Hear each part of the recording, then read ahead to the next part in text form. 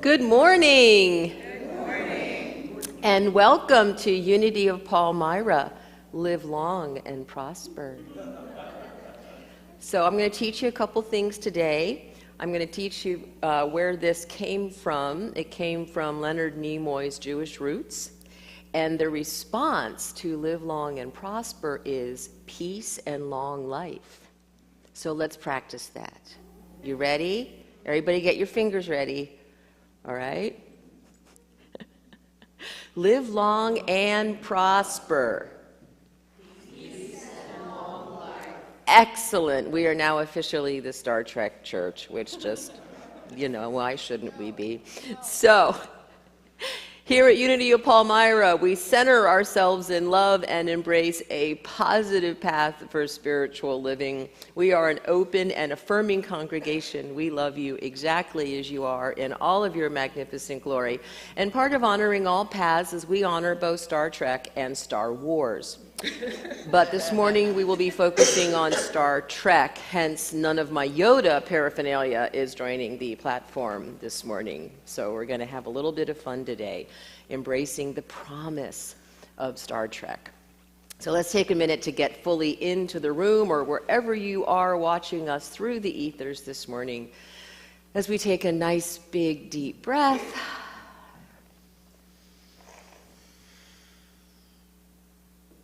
And become fully present. We let go of what was and what will be. We let go of any regret or worry, and we give ourselves the gift of being fully here now.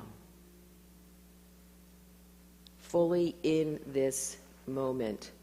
Fully in whatever space you are in. Fully in whatever corner of the universe you are in this morning. And we commit ourselves to being fully open and receptive to what is ours to learn and how is ours to grow this morning. We embrace infinite diversity and infinite combinations.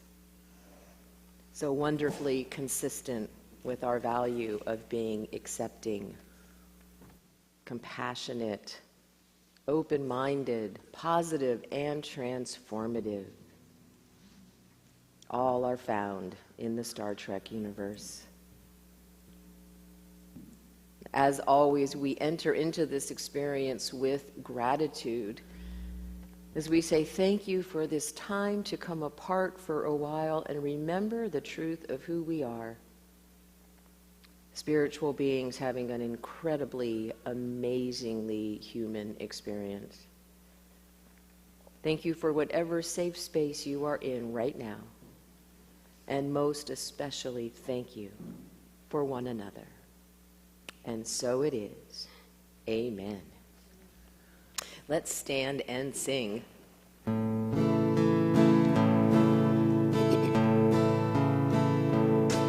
We've got the whole world in our hands. We've got the whole world in our hands. We've got the whole world in our hands. We've got the whole world in our hands. We've got the trees and the forests in our hands. We've got the skies and the clouds in our hands. We got the rivers and the seas in our hands. We got the whole world in our hands.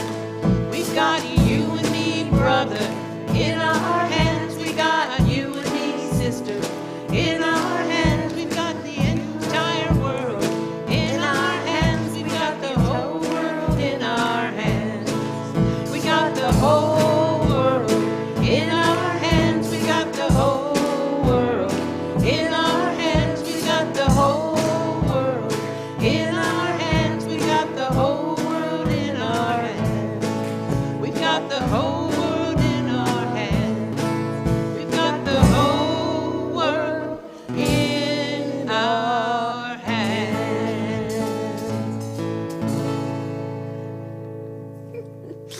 Yay. All right, let's share together in our vision. Centered in love, we embrace a positive path for spiritual living. And our mission, wherever we are, we provide a welcoming community that inspires and encourages all who gather here through the teaching, sharing, and practice of universal spiritual principles.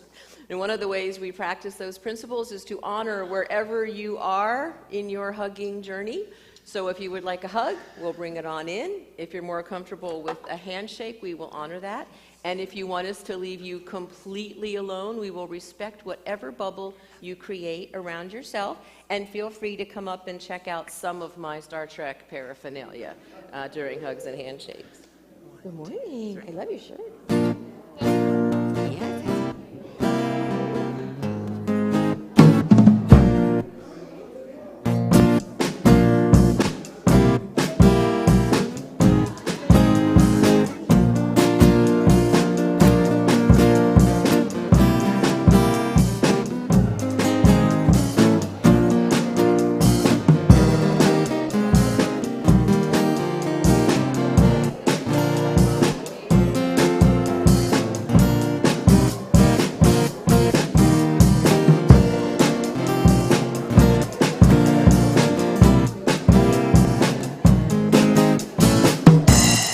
I'm in the right place at the right time.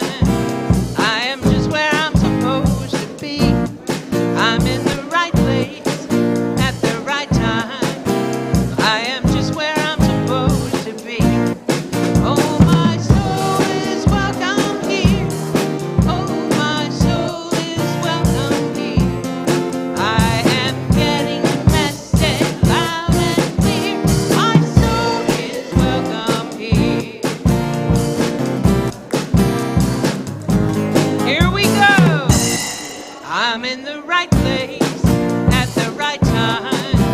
I am just where I'm supposed to be. I'm in the right place at the right time. I am just where I'm supposed to be. Oh, my soul is welcome here. Oh, my soul is welcome here.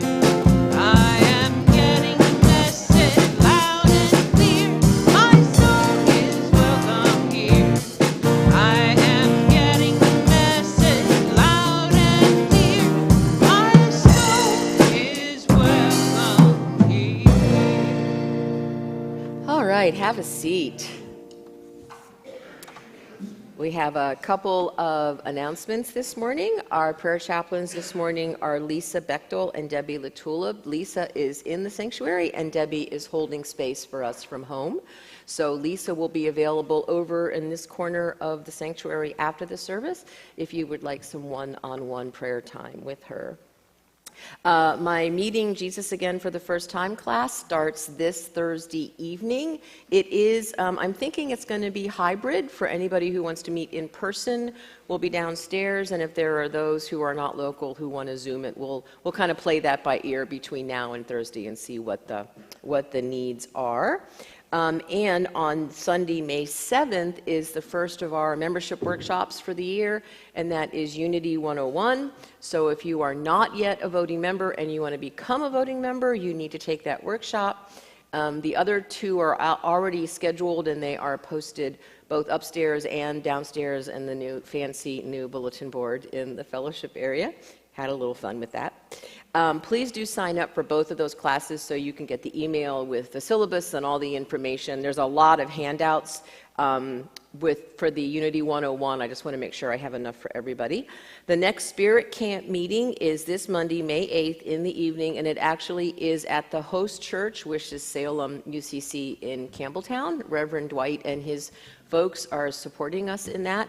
When we passed out the flyers at the PAC meeting last week, we had a couple other churches who were also interested, so we're hoping to have a really nice turnout. It's a non-denominational, we're calling it Spirit Camp.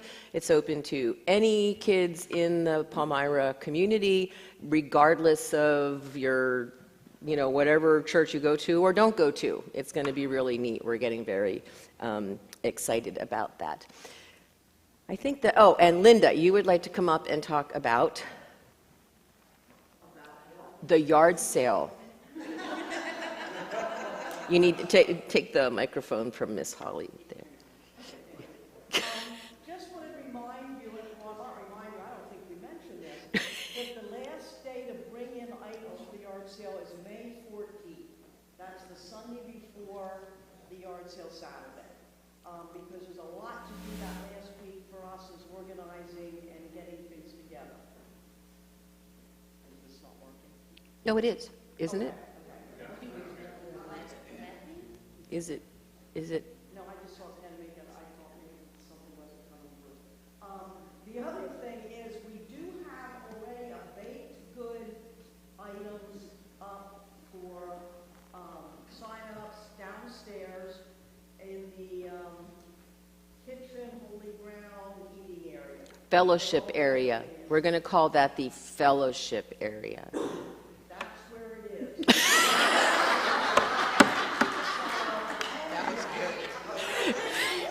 Please be prepared to bring your items for sale. That is part of the fundraiser that is a big part of the fundraiser, really. So I want to thank Tammy, Dad, for that, getting that spearheaded.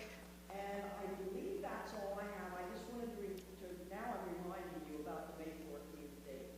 So thank you all very much. So we've decided that, we have the Lenten season and we have the Advent season and we have the fall season and we have the summer season. And Jackie has decided now that we also have the yard sale season.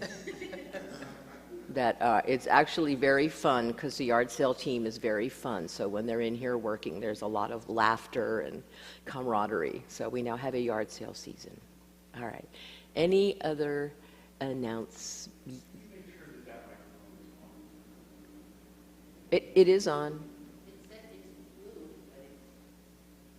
What channel is it on? 3, 4. Go for it. It's on 3. Is that what you have? Yes. You're welcome. I'm glad you guys know what you're doing. Yeah, well, he does, yeah. All right. I just wanted to thank everyone for coming to my recital. Oh, last night. yay! Yay, it was awesome. It was awesome. You need to add those 2 songs to your playlist for your next coffee house. Yeah. So we do have 2 more coffee houses scheduled, by the way. When is yours, Janie? July something? June? I think it's the first Sunday in July, but I don't have my phone to look at my calendar. For the coffee house? Maybe the 7th, and Charles is... And then Charles has is one in September. Yep. Also, the 9th. Yep, so we are going to be fully utilizing Holy Grounds. And just one more quick note, we had the PAC meeting here last week, and it was so much fun for the folks who are regulars when they walked downstairs and went, weren't there walls here? We said, yep, a short month ago there were walls here, and they loved it. They used words like open and inviting and cozy, and it was just awesome. And then one more little happy note, we can talk more about this at the HUG meeting. At the superintendent's luncheon this month, their big announcement was they are looking into purchasing a facilities dog to have at the high school. So wouldn't that be awesome for the kids and the staff to have a comfort dog in the building? So I was very excited to hear about that. Now, Ms. Holly.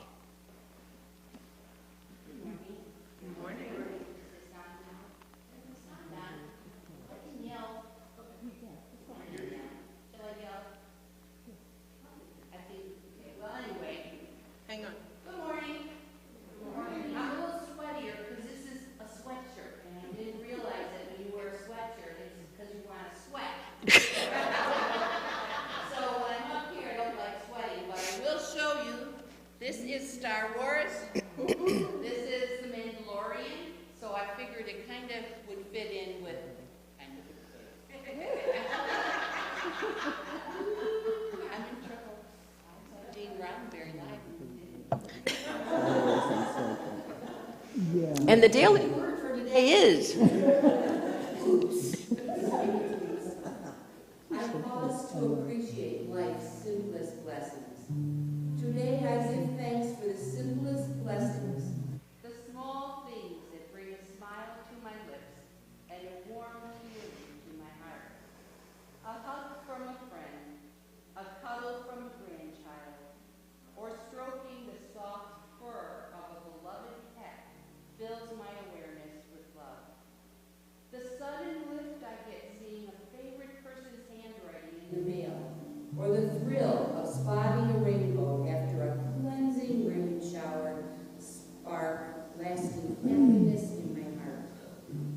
These things and more remind me that true contentment is found in life's smallest moments, the everyday treasures that comprise daily life and draw me close to God. I focus on these simple blessings and grow in gratitude for my many life's gifts. And from Psalm 44:15, happy are the people to whom such blessings fall. Happy are the people whose God is the Lord.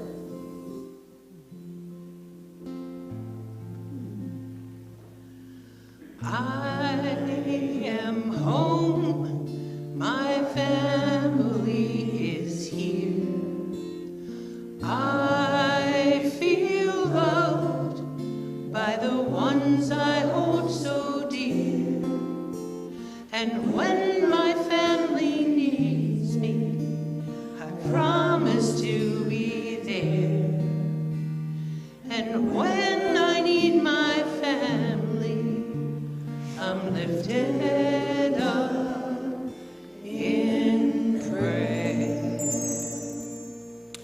So this is the time of our service where we consciously enter into an attitude of prayer. We recognize that every thought, word, and action is an energy that goes forth from us, which is how we define prayer. So at this time, we enter into that energy mindfully, with awareness. We pay attention to the energy we are sharing with one another, with this community, and with the world. And so we center ourselves, we ground ourselves in love. Love in its deepest and widest and most encompassing sense,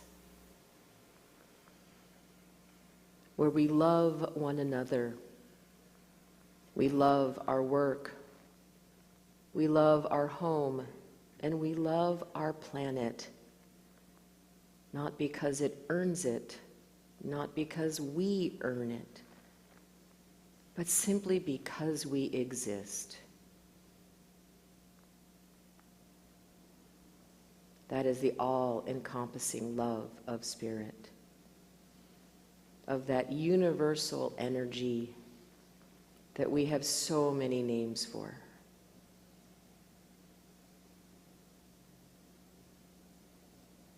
And so right now, if you are within the sound of my voice, if you are experiencing any challenge, any struggle, we invite you to feel the embrace of that love. As we reframe problems into possibilities and obstacles into opportunities, and we recognize that we don't just do this on Sunday morning, but that it is a lifelong, day-to-day, minute-to-minute practice. A practice that we breathe into with every breath. A practice that we take into a world so desperate for some positivity, for some joy, for hope.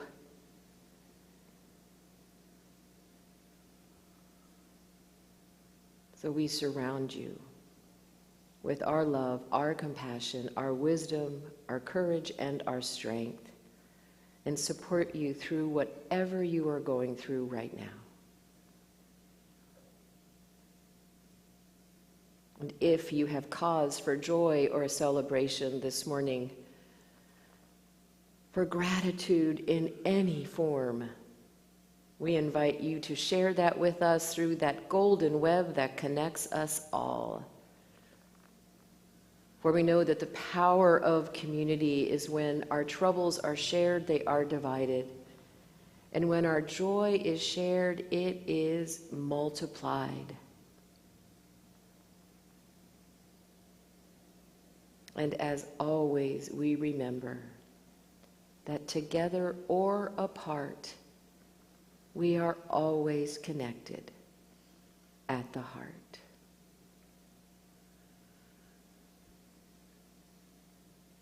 And so it is. Namaste.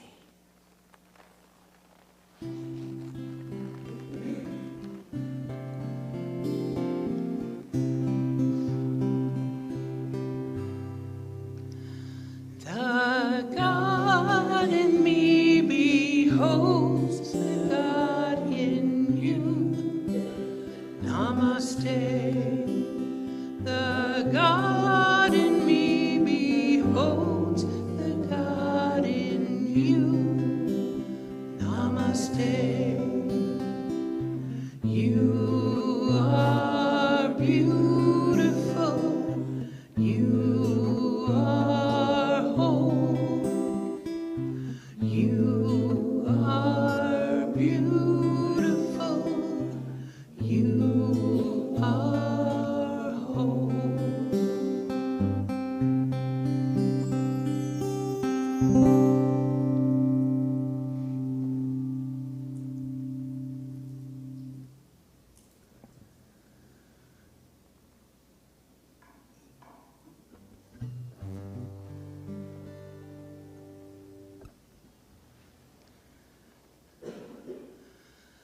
I am a far cry, you are a whisper.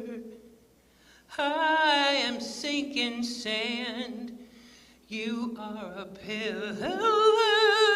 We're nothing alike, but I can clearly see you are the same kind of difference as me.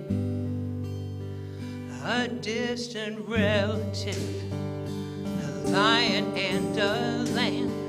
You got me by the right, holding to my left hand. I am an anthem.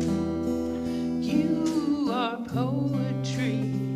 You are the same kind of difference as me. Never together, right in time. The struggles you went through resemble none of mine. You are the compliment that I will always need. You are the same kind of different as me.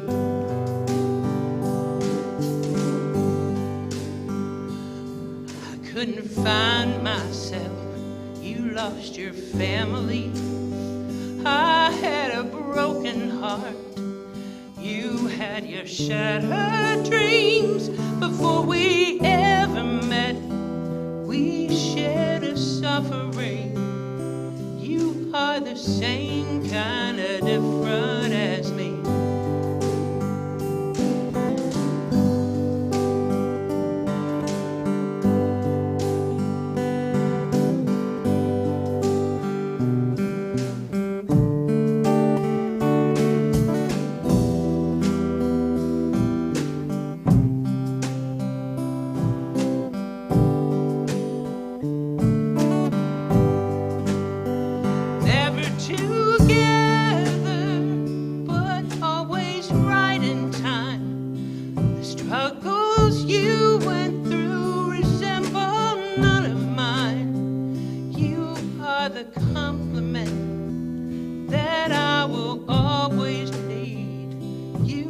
The same kind of different as me.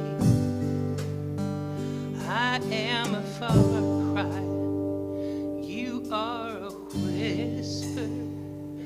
I am sinking sand, you are a pillar.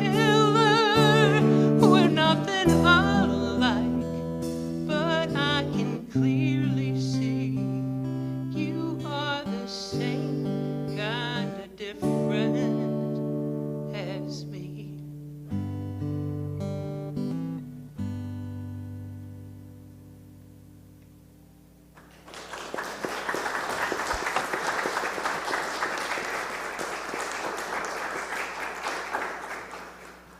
Oh, that was one of those sermons in a song, wasn't it? So, why do I love Star Trek? Let me count the ways. I have been a Star Trek fan since as long as I can remember. Originally, just loving the original series. I think I was 6 or 7 when it first came on. Loved the diversity, loved the promise, loved the message, loved the hope. So that's a summary of what I want to share today. From the beginning, there was so much diversity included in the series. Gene Roddenberry had written and produced for a couple of different shows before Star Trek, including Wagon Train, and in fact, some people called Star Trek Wagon Train for the Stars, and a series called The Lieutenant. And he was trying to work in current issues. But because the shows were based in reality, they kept getting censored. Like there was actually this wonderful episode that starred very young Nichelle Nichols in it, who went on to become Uhura. And it was about racism, and they wouldn't air the episode of The Lieutenant. However, that was where he first was introduced to Nichelle Nichols, so that was a good thing. So he had a black woman on the bridge, which was unheard of. He had an alien on the bridge. Originally, Spock was a little bit greener, and they decided not to go that way. They almost nixed the entire character because they said with the pointed ears he looked like the devil, and would it play in the Midwest was how they did it. But Roddenberry won on that one. Where he lost, he had to really pick his battles in the beginning, was if you've seen The Cage, which was based on the original pilot, his number one, his second in command, was a woman played by Majel, who eventually became Majel Roddenberry.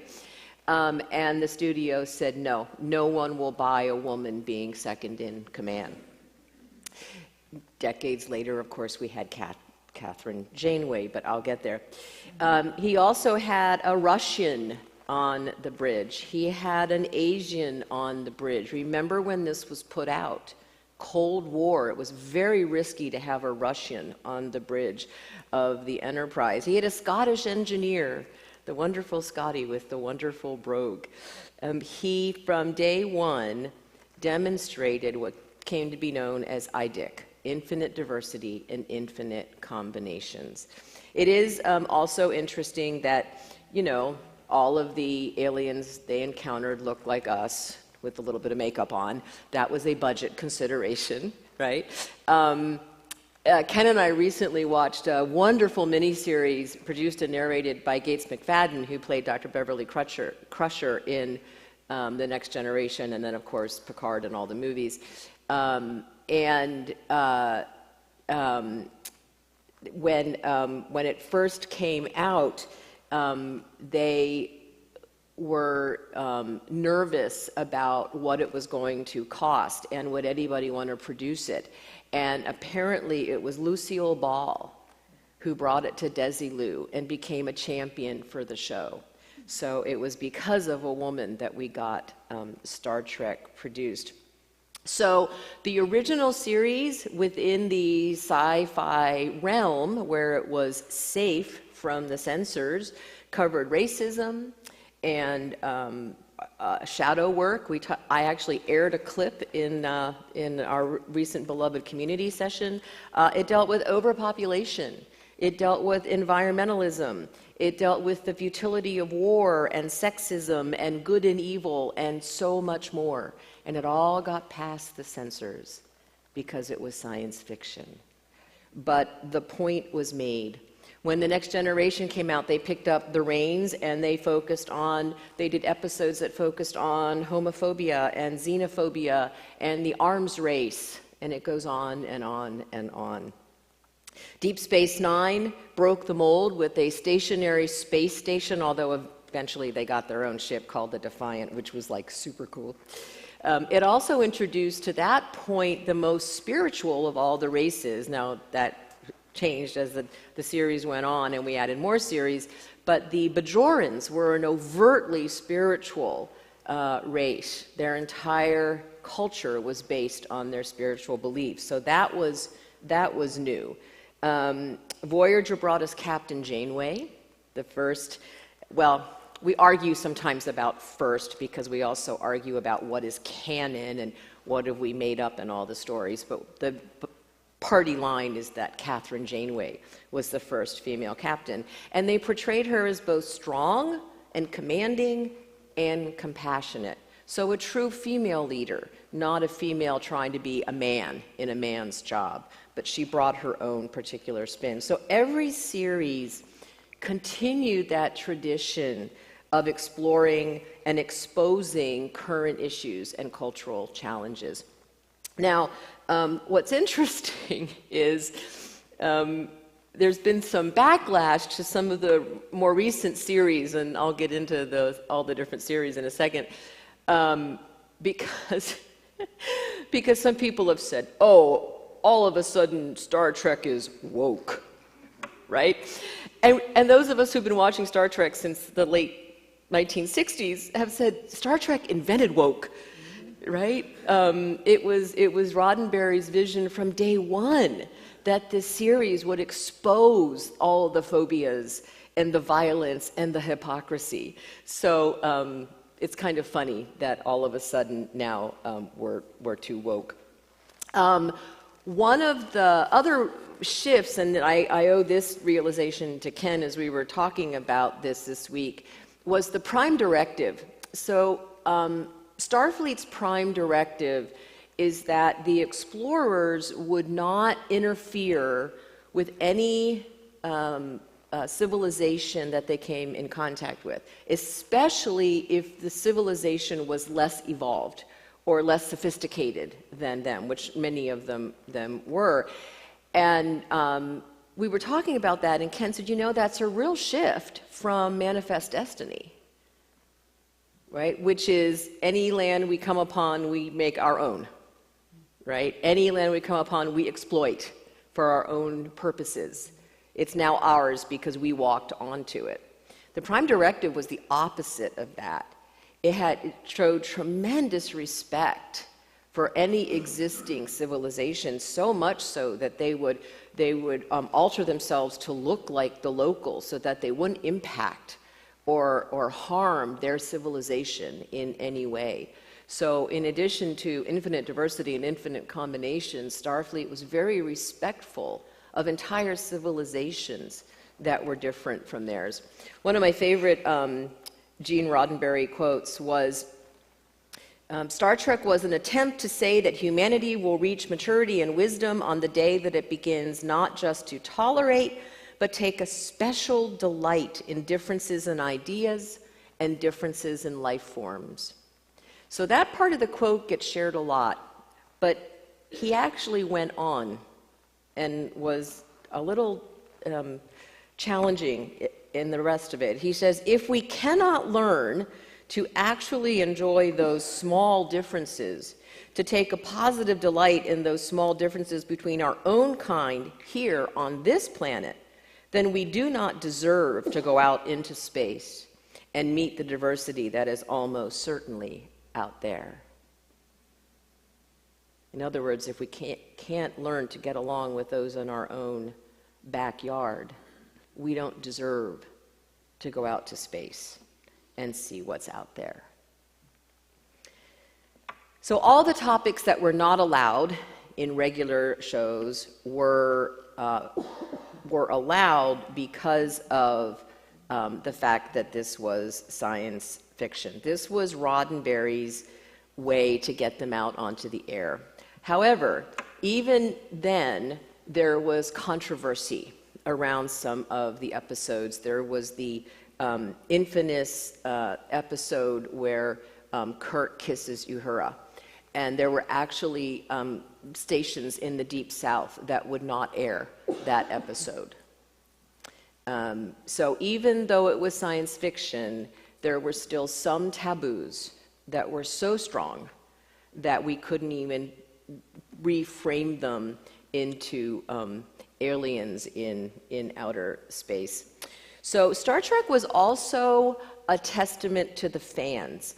When it first came on, it was pretty popular, and then they kept, because it was popular, and I need to have someone in the television business explain to me how this works. Because it was popular, they kept moving it around, and eventually it got to a spot that wasn't popular, and so ratings started to drop off. But Lucille Ball, in her wisdom, she was an incredible businesswoman, by the way. You should read up on her. She was amazing. She was one of the first producers to insist on rights to syndication. We take syndication for granted now, but it was not the norm at the time that Star Trek was being produced until Lucille Ball demanded it. So what happened is after it went off the air, it went into syndication. And at that point, it was playing over and over and over again in multiple markets across the country. And it developed an incredible following. And people started picketing and started campaigns to bring Star Trek back onto the air. There was pieces in TV Guide where they said the rerun of Star Trek was the highest rated show this week in this market. So clearly, once it got out there, it struck a nerve with people, and they identified with the messages and just the quality of the productions. So from that point on, the fans prevailed. They threatened to boycott different things, and finally, and this was also because of the success of Star Wars, they produced Star Trek: The Motion Picture. Not everyone's favorite, but I will say I was in the theater the day it came out. And when the Enterprise came out of space dock, there was this sacred silence, a hush in the theater. And then everyone erupted into raucous cheers, right? In between that, there was Star Trek, the animated series, not really for children. Some people call it the 4th season of Star Trek. It's awesome if you haven't checked that out. So over the last 55 years, there have now been multiple series: the original series, the animated series, The Next Generation. The Next Generation's name came about because when the writers were sitting around the table coming up with the first season, they hadn't come up with a name for it yet, and they just kept calling it Star Trek: The Next Generation. So they'd said, why don't we call it Star Trek: The Next Generation, which is how that came about. We had Deep Space Nine, Voyager, Enterprise, Discovery, Strange New Worlds, Picard, Lower Decks, Prodigy, and a total of 13 movies. To say that it has become one of the most amazing franchises in modern history is an understatement. Some have said that up there with Star Wars, it is this kind of multi-generational mythology. It has become our mythology, as it aligned with the mythology work of Joseph Campbell. This has become our mythology. And as of last week, there are now 7 Enterprises. Enterprise A, B, C, D, E, F, and G. Sorry, that was a spoiler if you haven't watched the last episode of Picard. So many of the gadgets of Star Trek have become a reality. The communicator, the flip phone, so many of the medical advances. The other legacy of Star Trek has been the incredible amount of people that have gone into the space program because of Star Trek. They did interviews with many current and past astronauts and said, where did your interest in this start? And they said, with Star Trek. One of the stories about Nichelle Nichols is after the first year, she was a little disappointed that all she got to say was hailing, channels open, and was going to quit. And Martin Luther King Jr. went to her and said, please don't quit. You are an incredible example to our young black women. Please don't quit. And at some point, NASA actually hired her as an ambassador and sent her around the country to high schools and colleges and graduate programs to get more women and people of color into the program. And they said that their interest in NASA jumped exponentially from like 40 people applying to 400 people applying because of the work. I just made those numbers up, but you know what I'm saying. Because of the work that Nichelle Nichols did and because of the impact of Star Wars. So,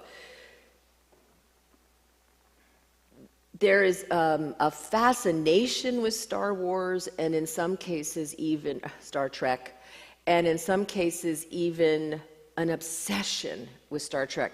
When we went to the Star Trek convention several years ago out in Vegas, it was an incredibly surreal experience. Let me just say that. I thought I was a fan. I am nothing compared to most of the people at this convention. I mean, I'm a member of several Star Trek Facebook groups, and people share entire homes recreated as the Enterprise. They share their libraries of Star Trek books and DVDs and videos and costumes, and I look at all of this and I go, I am not worthy, right? It has created an obsession. And yet, so I kind of step back into the sociology view of it and go, why? What is it about this work that has so many of us enamored or obsessed?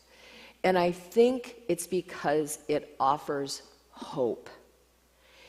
Gene Roddenberry's view of the future was that we had overcome the worst parts of ourselves.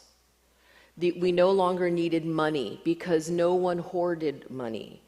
There were no such things as corporations and billionaires who had this much of the resources while everybody else had this much. It was everyone was taken care of. Every person in society was valued. Every human, every alien was treated as sacred. We had overcome World War III. Yes, there was a World War III in the Star Trek universe. Let's hope we can avoid that in our own. There was a fall into Nazism in one of the episodes where the message was how easy it is for fascism to overtake us. We're living that one, right? They covered all of these subjects, but at the end of every episode, there was hope that our future would be better, that our future would be what we might call heaven on earth.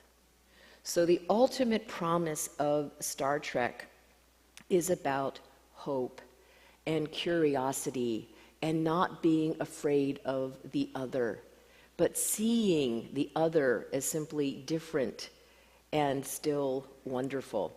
There are even a couple of Jesus episodes in Star Trek. I'll invite you to go look them up. One was called Transfigurations, where we see an alien transform before our eyes into pure spirit. And there was another one from the Klingon race. Their savior was called Kahless, and he returned just as Jesus was predicted to return, except he really didn't. Interesting episodes, both of them. I invite you to watch them and see how this amazing series even covered what Jesus might look like in the Star Trek universe. It's fascinating. And I can see some of you have seen it because I'm seeing grins. Yeah, so maybe I'll do another Star Trek series at some point and we'll go into those. So, the promise of Star Trek is hope, it's curiosity, it's potential, it's acceptance, it's adventure. That's the promise of Star Trek. It's being willing to see the beauty in everyone and everything. Let's take that into meditation.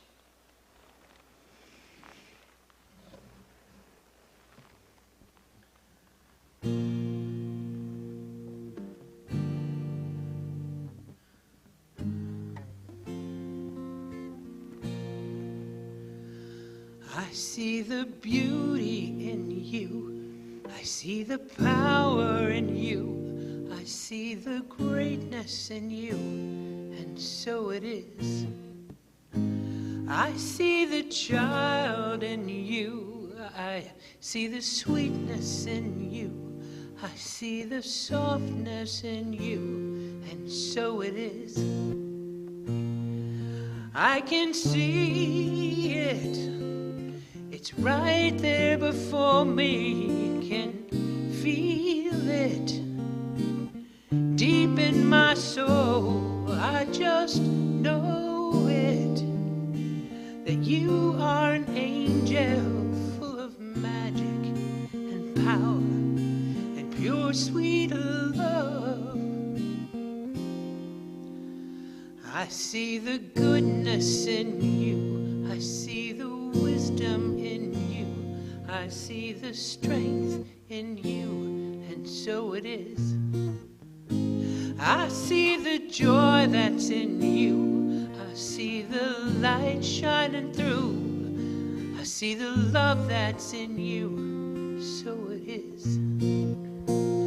I can feel it, it's right there before me, I can feel it deep in my soul. I just know it, that you are an angel full of magic and power and pure sweet love.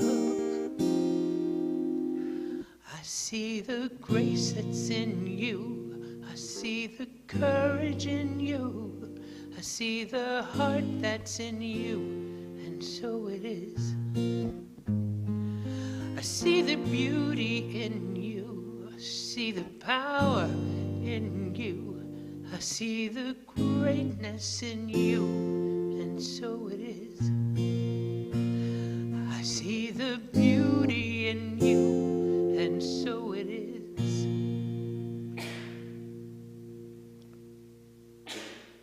Bless you. So I invite you to breathe.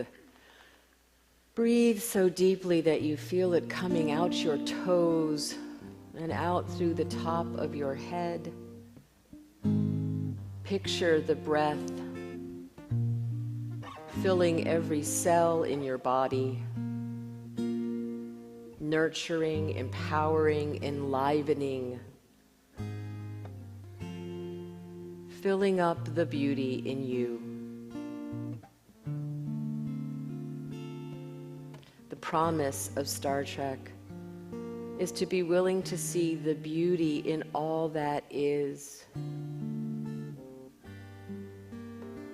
in all that is the same and all that is different.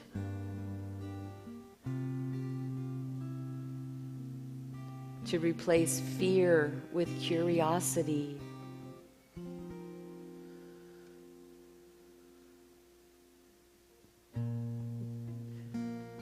To replace the need to dominate with the desire to connect.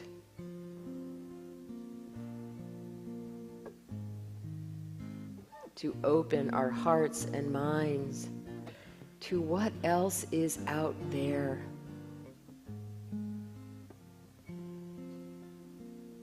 Not out there in space, but out there, all around us. In our neighborhoods, our towns, our cities, our country.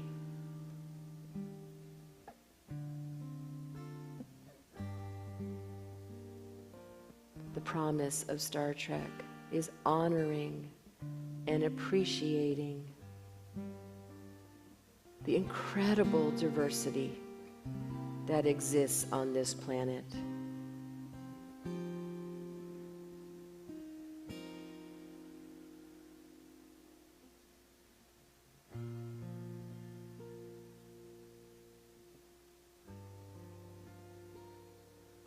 And so we ask ourselves, what is our work to do to honor that diversity? Where do we still fear the other? Where do we still differentiate between us and them?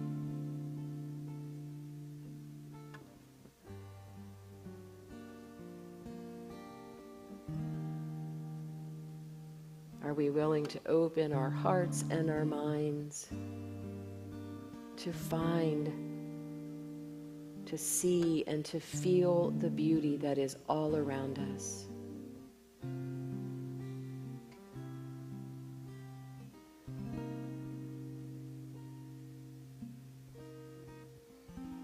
To appreciate diversity in all its many forms.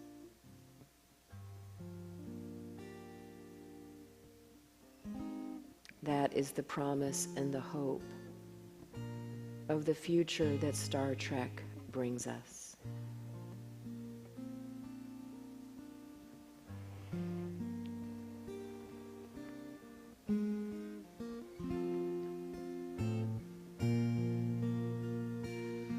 I can see it. It's right here before me. I can feel it deep in my soul. I just know it, that we are angels full of magic and power and pure sweet love. I see the beauty in you, I see the power in you, I see the greatness in you, and so it is.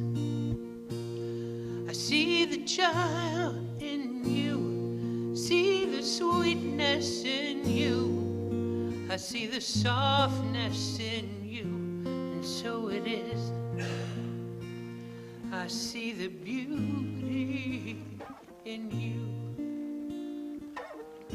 the power in you, I see the greatness in you, and so it is.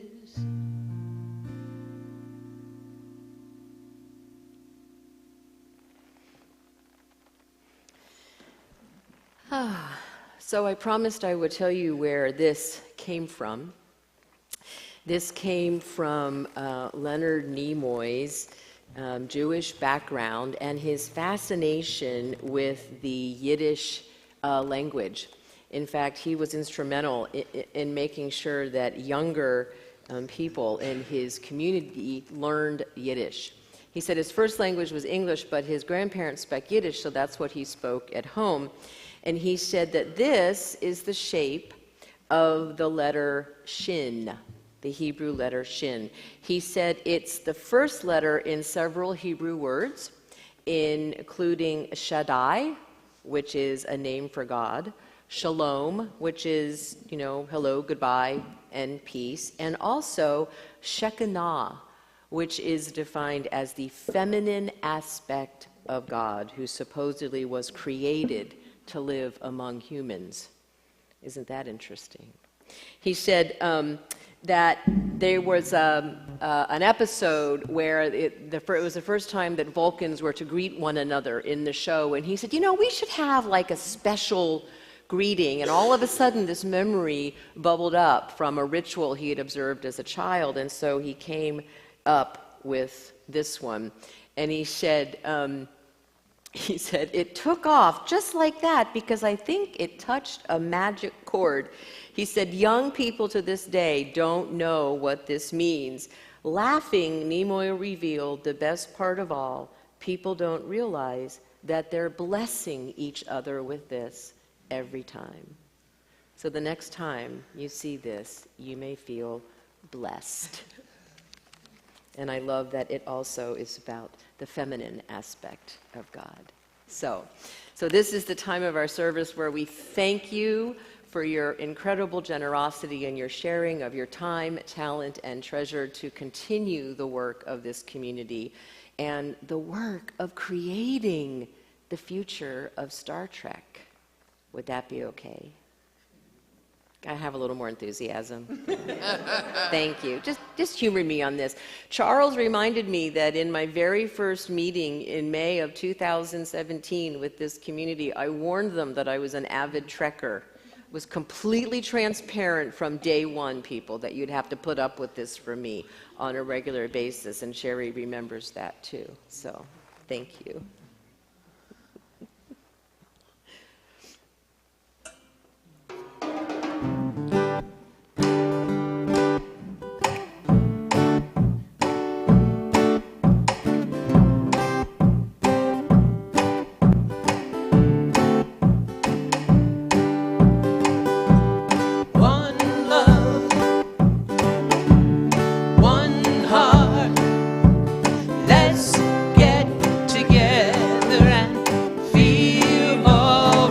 Hear the children crying, one love. Hear the children crying, one heart. Let's praise the Lord, and I will feel alright. Yeah, yeah, yeah. Let's get together and feel alright. Oh, whoa, whoa, whoa. Let them all pass all their dirty remarks. There is one question I'd really love to ask. Is there a place for the hopeless sinner who has hurt all mankind just to save his own beliefs? One love, one heart. Let's get together and feel alright. What about the one love, one heart? Let's praise the Lord, and I will feel alright. Let's get together and feel alright. Now one more day, let's get together to fight this holy Armageddon. So when the man comes, there will be no more doom. Yeah. Have pity on those whose chances grow thinner. There ain't no hiding place from the Father of creation. Yeah, one love, hear the children laughing, one heart.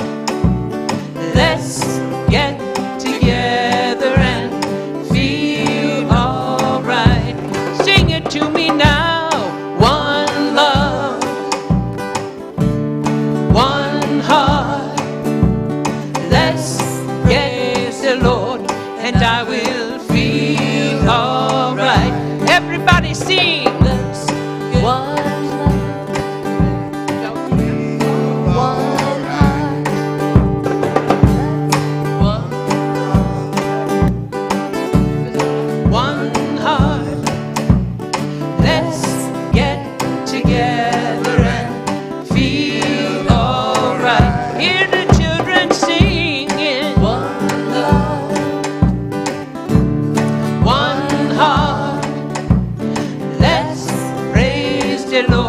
and I will feel alright.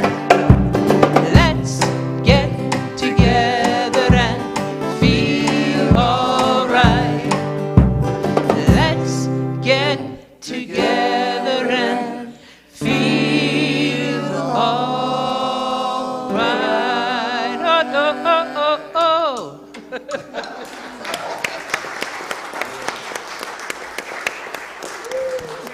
Thank you, Charles. All right, let's sing the kids in. That was awesome. Or let's invite the kids in. The kids are in. We're going to stay down here today so we don't disturb anything on Fifi's Star Trek display. Okay, so what did you learn today? Yes? Ooh, my idea book? How we will change the world with a simple idea Okay. with our idea books. And my idea, I didn't like it. Well, my idea was I found an egg in a bush. I took it into a nest, and then I walked away to get something for it, and it had an idea to roll away. Bridget was stealing. I got stuck in a bush, and when I brought it food, I noticed it wasn't there, so I went looking for it, and then I found something that looked like it in a bush, and I started pulling it out and noticed the egg grew into an egg. Awesome. So you guys all had ideas in your idea book for Well, I how? don't have ideas in mind. You don't I have- didn't have any time. Oh, okay. Well, your pages are full. Let me see. How I'd like to change the world. Today's ideas. Oh, I love it. So these are like for your brainstorm. New ideas. My idea is to make the world a better place. Let me see yours, Jim. Oh, no, you don't want to show it to me? No, okay. That's okay. You don't have to show it to me. It's yours. Yes. Kind of stupid idea. She took the same character of an egg, That's the egg and the clown from a video. That's okay. No, from the book. From the book.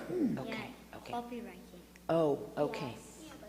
So did you guys read a book about new ideas? Oh, I see. She kind of copied because we watched a video of the book. A book. A book. I said we watched a video of someone reading a book. No, it was a book. It was a book. And then Widget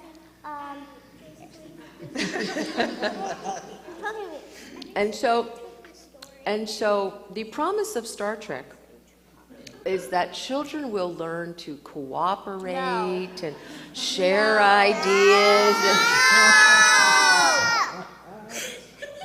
Can I hear a yes? Okay, so we're going to bless you guys. All right. Okay. All right. I love that you're standing in front of all my Star Trek stuff. All right. Together, we love you. We bless you. We appreciate you. And we behold the Christ in each and every one of you. All righty, let's sing the peace song with intention.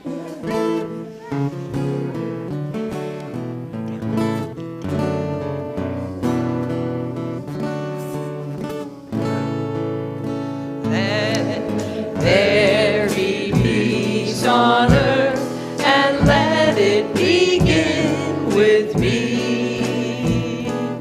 Let there be peace on earth, the peace that was meant to be. With God as creator, united all are we. Let us walk with each other in perfect harmony. Let peace begin with me. Let this be the moment now. With every step I take, let this be my joyous vow. To take each moment and live each moment in peace eternally. Let there be peace on earth, and let it begin with me.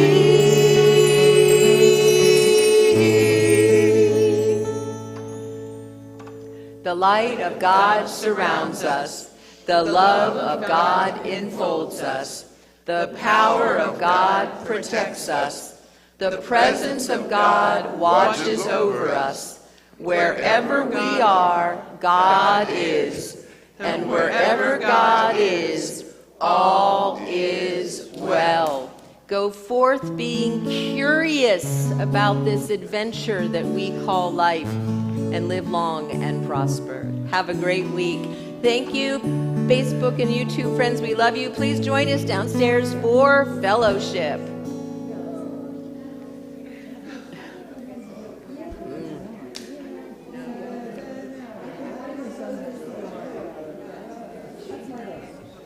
Was it?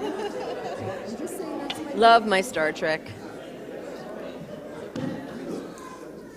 Yeah, see?